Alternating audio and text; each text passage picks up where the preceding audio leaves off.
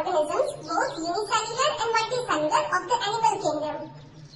In unicellular organisms, all functions like digestion, respiration and reproduction are performed by a single cell. In the complex body of multicellular animals, the same basic functions are carried out by different groups of cells in a well-organized manner. The body of a simple organism like Hydra is made of different types of cells, and the number of cells in each type can be in thousands. The human body is composed of billions of cells to perform various functions. How do these cells in the body work together? In multicellular animals, a group of similar cells along with intercellular substances perform a specific function. Such an organization is called tissue. You may be surprised to know that all complex animals consist of only 4 basic types of tissues. These tissues are organized in specific proportion and pattern to form an organ like stomach, lung, heart and kidney. When 2 or more organs perform a common function by their physical and/or chemical interaction, they together form organ system, that is digestive system, respiratory system, etc. Cells, tissues, organs and organ systems split up the work in a way that exhibits division of labor and contribute to the survival of the body as a whole. 7.1 Animal tissues. The structure of the cells vary according to their function. Therefore, the tissues are different and are broadly classified into 4 types. 1. Epithelial, 2. Connective, 3. Muscular and 4. Neural. 7.1.1 Epithelial tissue. We commonly refer to an epithelial tissue as epithelium, in bracket plural epithelia. This tissue has a free surface which faces either a body fluid or the outside environment and thus provides a covering or a lining for some part of the body. The cells are compactly packed with little intercellular matrix. There are 2 types of epithelial tissues, namely simple epithelium and compound epithelium. Simple epithelium is composed of a single layer of cells and functions as a lining for body cavities, ducts and tubes. The compound epithelium consists of 2 or more cell layers and has protective function as it does in our skin. On the basis of structural modification of the cells, simple epithelium is further divided into 3 types. These are 1. Squamous, 2. Cuboidal, 3. Columnar. In bracket figure 7.1. The squamous epithelium is made of a single thin layer of flattened cells with irregular boundaries. They are found in the walls of blood vessels and air sacs of lungs and are involved in functions like forming a diffusion boundary. The cuboidal epithelium is composed of a single layer of tube-like cells. This is commonly found in ducts of glands and tubular parts of nephrons and kidneys, and its main functions are secretion and absorption. The epithelium of proximal convoluted tubule, in bracket PCT, of nephron in the kidney has microvilli. The columnar epithelium is composed of a single layer of tall and slender cells. The nuclei are located at the base. Free surface may have microvilli. They are found in the lining of stomach and intestine and help in secretion and absorption. If the columnar or cuboidal cells bear cilia on their free surface, they are called ciliated epithelium. In bracket figure 7.1b. Their function is to move particles or mucus in a specific direction over the epithelium. They are mainly present in the inner surface of hollow organs like bronchioles and fallopian tubes. Some of the columnar or cuboidal cells get specialized for secretion and are called glandular epithelium. In bracket figure 7.2. They are mainly of 2 types. Unicellular, consisting of isolated glandular cells, in bracket goblet cells of the alimentary canal, and multicellular, consisting of cluster of cells, in bracket salivary gland. On the basis of the mode of pouring of the secretions, glands are divided into 2 categories, namely exocrine and endocrine glands. Exocrine glands secrete mucus, saliva, earwax, oil, milk, digestive enzymes, and other cell products. These products are released through ducts or tubes. In contrast, endocrine glands do not have ducts. Their products called hormones are secreted directly into the fluid bath in the gland. Compound epithelium is made of more than one layer in multi-layered of cells and thus has a limited role in secretion and absorption. In figure 7.3. Their main function is to provide protection against chemical and mechanical stresses. They cover the dry surface of the skin, the moist surface of buccal cavity, pharynx, inner lining of ducts of salivary glands and of pancreatic ducts. All cells in epithelium are held together with little intercellular material. In nearly all animal tissues, specialized junctions provide both structural and functional links between its individual cells. Three types of cell junctions are found in the epithelium and other tissues. These are called as tight, adhering, and gap junctions. Tight junctions help to stop substances from leaking across a tissue. Adhering junctions perform cementing to keep neighboring cells together. Gap junctions facilitate the cells to communicate with each other by connecting the cytoplasm of adjoining cells for rapid transfer of ions, small molecules, and sometimes big molecules. 7.1.2 Connective Tissue. Connective tissues are most abundant and widely distributed in the body of complex animals. They are named connective tissues because of the special function of linking and supporting other tissues or organs of the body. They range from soft connective tissues to specialized types, which include cartilage, bone, adipose, and blood. In all connective tissues except blood, the cells secrete fibers of structural proteins called collagen or elastin. The fibers provide strength, elasticity, and flexibility to the tissue. These cells also secrete modified polysaccharides, which accumulate between cells and fibers and act as matrix. Ground substance. Connective tissues are classified into three groups. First, loose connective tissue. Second, dense connective tissue. And third, specialized connective tissue. Loose connective tissue has cells and fibers loosely arranged in a semi-fluid ground substance. For example, areolar tissue present beneath the skin. In figure 7.4. Often it serves as a support framework for epithelium. It contains fibroblasts, cells that produce and secrete fibers, macrophages and mast cells. Adipose tissue is another type of loose connective tissue located mainly beneath the skin. The cells of this tissue are specialized to store fats. The excess of nutrients which are not used immediately are converted into fats and are stored in this tissue. Fibers and fibroblasts are compactly packed in the dense connective tissues.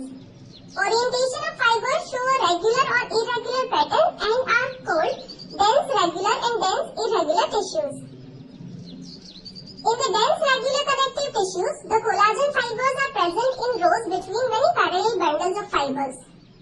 Tendons which attach skeletal muscles to bones and ligaments which attach one bone to another are examples of this tissue.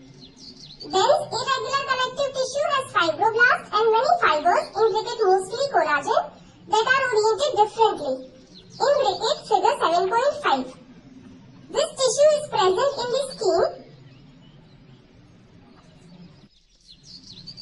cartilage, bones and blood are various types of specialized connective tissues. The intercellular material of cartilage is solid and pliable and resists compression. Cells of this tissue chondrocytes are enclosed in small cavities within the matrix secreted by them. In figure 7.6a. Most of the cartilages in vertebrate embryos are replaced by bones in adults. Cartilage is present in the tip of nose, outer ear joints, between adjacent bones of the vertebral column, limbs and hands in adults. Bones have a hard and non-pliable ground substance rich in calcium salts and collagen fibers which give bone its strength. In bracket figure 7.6b. It is the main tissue that provides structural frame to the body. Bones support and protect softer tissues and organs. The bone cells in bracket osteocytes are present in the spaces called lacunae. Limb bones such as the long bones of the legs serve weight-bearing functions. They also interact with skeletal muscles attached to them to bring about movements. The bone marrow in some bones is the site of production of blood cells. Blood is a fluid connective tissue containing plasma, red blood cells in bracket RBC, white blood cells in bracket WBC and platelets in bracket figure 7.6c. It is the main circulating fluid that helps in the transport of various substances. You will learn more about blood in chapters 17 and 18. 7.1.3 Muscle tissue. Each muscle is made of many long cylindrical fibers arranged in parallel arrays. These fibers are composed of numerous fine fibrils called myofibrils. Muscle fibers contract in bracket shorten in response to stimulation, then relax in bracket lengthen and return to their uncontracted state in a coordinated fashion. The action moves the body to adjust to the changes in the environment and to maintain the positions of the various parts of the body. In general, muscles play an active role in all the movements of the body. Muscles are of three types: skeletal, smooth and cardiac. Skeletal muscle tissue is closely attached to skeletal bones. In a typical muscle such as the biceps, striated in bracket striped, skeletal muscle fibers are bundled together in a parallel fashion. In bracket figure 7.7a. A sheet of tough connective tissue encloses several bundles of muscle fibers.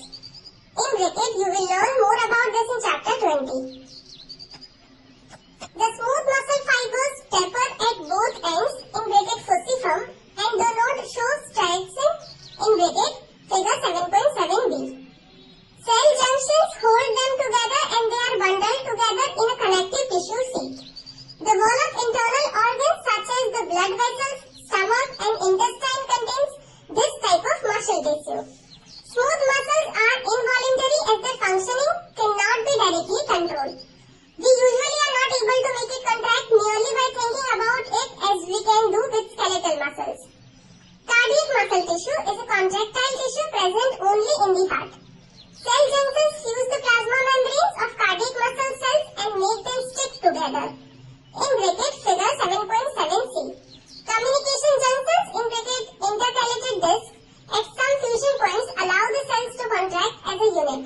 That is, when one cell receives a signal to contract, its neighbors are also stimulated to contract. 7.1.4 Neural tissue. Neural tissue exerts the greatest control over the body's responsiveness to changing conditions. Neurons, the unit of neural system, are excitable cells.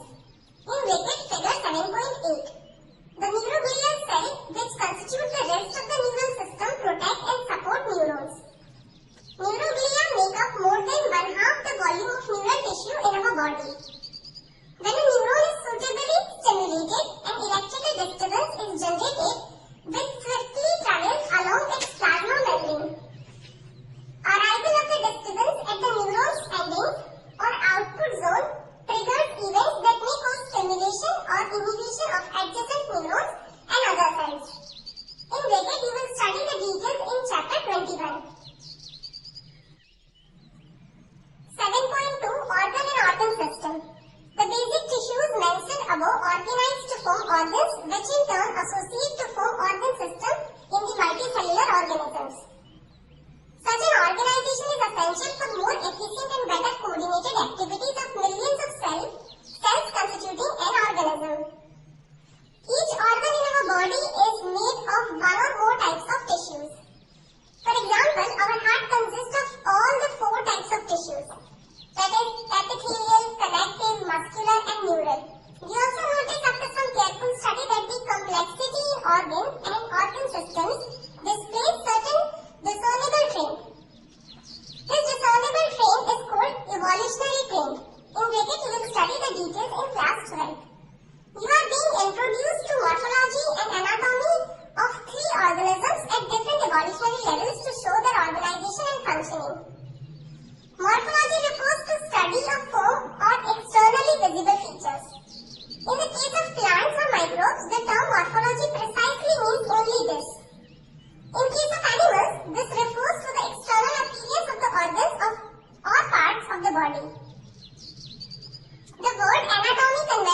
used for the study of morphology of internal organs in the animals.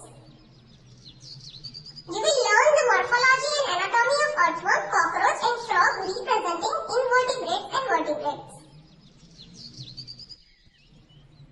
7.3 Earthworm. Earthworm is a reddish-brown terrestrial invertebrate that inhabits the upper layer of the moist soil. During daytime, they live in burrows made by boring and swallowing the soil. In the gardens, they can be traced by their fecal deposits known as worm castings. The common Indian earthworms are Ferretima and Lumbricus. 7.3.1 Morphology. Earthworms have long cylindrical body. The body is divided into more than 100 short segments which are similar in metamorphs about 100 to 120 in number. The dorsal surface of the body is marked by a dark median mid-dorsal line dorsal blood vessel along the longitudinal axis of the body. The ventral surface is distinguished by the presence of genital openings pores. Anterior end consists of the mouth and the prostomium, a lobe which serves as a covering for the mouth and as a wedge to force open cracks in the soil into which the earthworm may crawl. The prostomium is sensory in function. The first body segment is called the peristomium, buccal segment, which contains the mouth. In a mature worm, segments 14 to 16 are covered by a prominent dark band of glandular tissue called clitellum. Thus, the body is divisible into three prominent regions: preclitellar, clitellar, and postclitellar segments. Figure 7.9.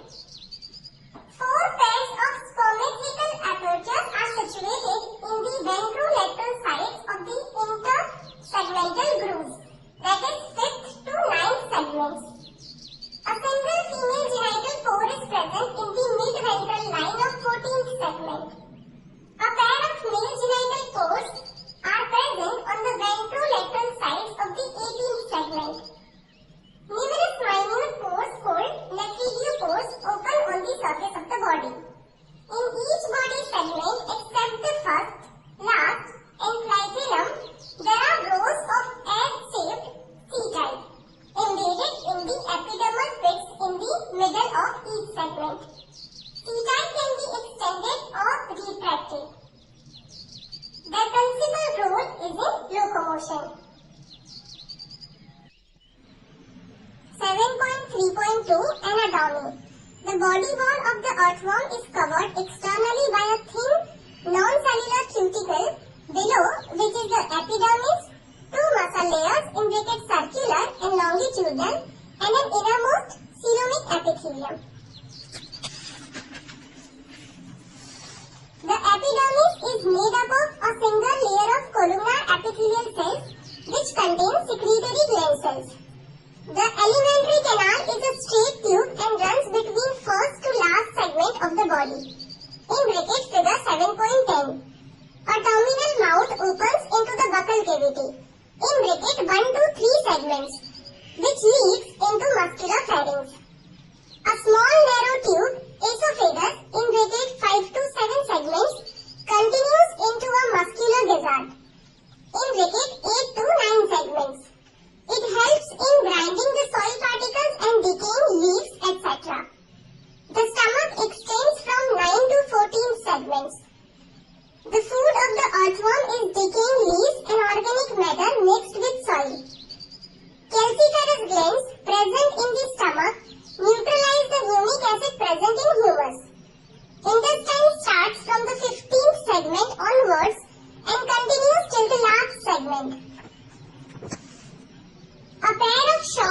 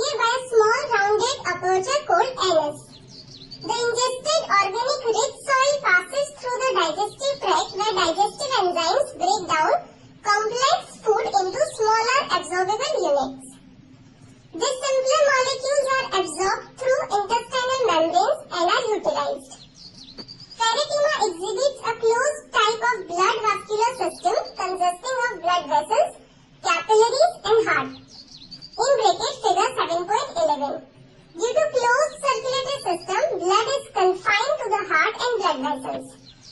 Contractions keep blood circulating in one direction.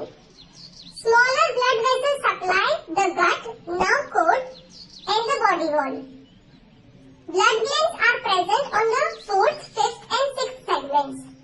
They produce blood cells and hemoglobin, which is dissolved in blood plasma. Blood cells are phagocytic in nature. Earthworms lack specialized breathing devices. Respiratory exchange occurs through moist body surface into the bloodstream.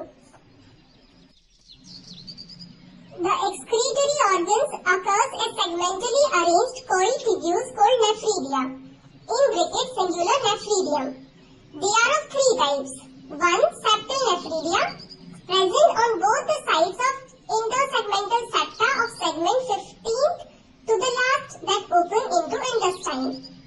Second, integumentary nephridia attached to lining of the body wall of segment 3 to the last that open on the body surface. And third, pharyngeal nephridia present as three paired tufts in the 4th, 5th and 6th segments. In bracket, figure 7.12. These different types of nephridia are basically similar in structure. Nephridia regulate the volume and composition of the body fluids. A nephridium starts out as a funnel that collects excess fluid from coelomic chamber. The funnel connects with the tubular part of the nephridium, which delivers the waste through a pore to the surface in the body wall into the digestive tube. Nervous system is basically represented by ganglia arranged segment-wise on the ventral paired nerve cord. The nerve cord in the anterior region in bracket 3rd and 4th segments bifurcates laterally encircling the pharynx and joins the cerebral ganglia dorsally to form a nerve ring. The cerebral ganglia along with other nerves in the ring integrate sensory input as well as command muscular responses of the body. Sensory system does not have eyes but does possess light and touch sensitive organs in bracket receptor cells to distinguish the light intensities and to feel the vibrations in the ground. Worms have specialized chemoreceptors in bracket taste receptors which react to chemical stimuli. These sense organs are located on the anterior part of the worm. Earthworm is hermaphrodite in bracket bisexual, that is, testes and ovaries are present in the same individual in bracket figure 7.13. There are two pairs of testes present in the 10th and 11th segments. Their vasa deferentia run up to the 18th segment where they join the prostatic duct. Two pairs of accessory glands are present, one pair each in the 17th and 19th segments. The common prostate and spermatic duct in bracket vasa deferentia opens to the exterior by a pair of male genital pores on the ventrolateral side of the 18th segment. Four pairs of spermathecae are located in 6th to 9th segments. In bracket, one pair in each segment. They receive and store spermatozoa during copulation. One pair of ovaries is attached at the intersegmental septum of the 12th and 13th segments. Ovarian funnels are present beneath the ovaries which continue into oviduct, join together and open on the ventral side as a single median female genital pore on the 14th segment. A mutual exchange of sperm occurs between two worms during mating. One worm has to find another worm and they mate juxtaposing opposite gonadal openings, exchanging packets of sperm called spermatophores. Mature sperm and egg cells and nutritive fluid are deposited in cocoons produced by the gland cells of clitellum. Fertilization and development occur within the cocoons which are deposited in soil. The ova in bracket eggs are fertilized by the sperm cells within the cocoon which then slips off the worm and is deposited in or on the soil. The cocoon holds the worm embryos. After about 3 weeks, each cocoon produces 2 or 20 baby worms with an average of 4. Development of earthworms is direct, that is, there is no larva formed. Earthworms are known as friends of farmers because they make burrows in the soil and make it porous, which helps in respiration and penetration of the developing plant roots. The process of increasing fertility of soil by the the earthworms is called vermicomposting. They are also used as bait in game fishing.